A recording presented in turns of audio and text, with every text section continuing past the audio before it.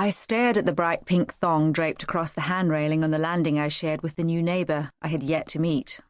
My first semi-introduction to him was last night, when my work was ground to a halt by the high-pitched squealing coming from next door. My neighbour's girlfriend was loud during sex. Very, very loud. Although frustrating, there was nothing I could do but wait for it to end. It took so long, I had to give them points for stamina. It was time for me to go to sleep, and I'd gotten hardly any editing done. Now, the squealer's thong was drip-drying on my handrail. Aghast at the thought of my clean and well-maintained stairwell suddenly turning into the set for Shameless, I could do nothing but stare at the offending item in horror. The sound of my neighbour's door opening jerked my attention from the thong to his door. Stepping out of the doorway, phone to his ear, was an exceptionally tall man. My eyes roamed over the broad shoulders and muscular biceps, and stopped on the black tattoo that took up a good part of his right forearm. It looked Celtic in design, and appeared to be a sword with a semicircle arching over it, and connecting on either side of the hilt.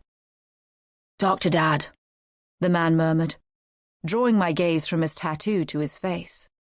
"Whatever you decide, I'm on board."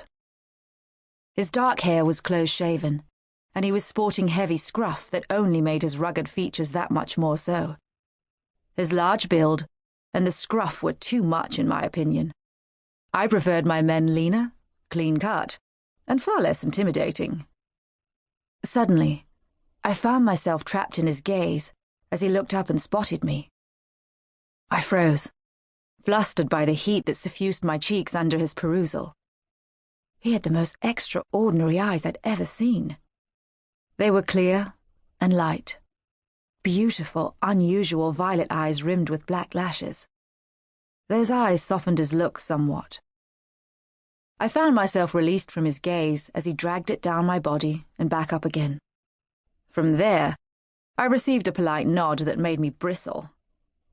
Perhaps my reaction had something to do with how dismissive he was. Altogether irritated, and not at all good at handling it, I glanced back at the thong and bit my lip.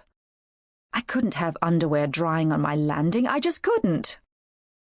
I looked back at him as he continued his conversation. "Excuse me?" I said quietly, annoyed, wanting to interrupt but still somehow too well-mannered to do it forcefully. Still, my quiet words brought his gaze back to me and he frowned. "Shannon, I'll call you back. Aye. Bye, sweetheart."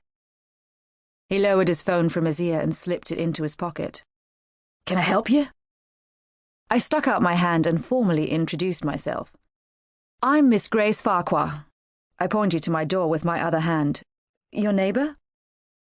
Lips pressed together in a hard line. He slipped his large hand into mine and engulfed it. A shiver rippled across my shoulders, and I immediately regretted offering my hand to him. "Nice to meet you, Miss Grace Farquhar." Quite," I murmured, tugging my hand back and trying not to appear as flustered as I felt. "And you are?" "Mr. Logan James MacLeod,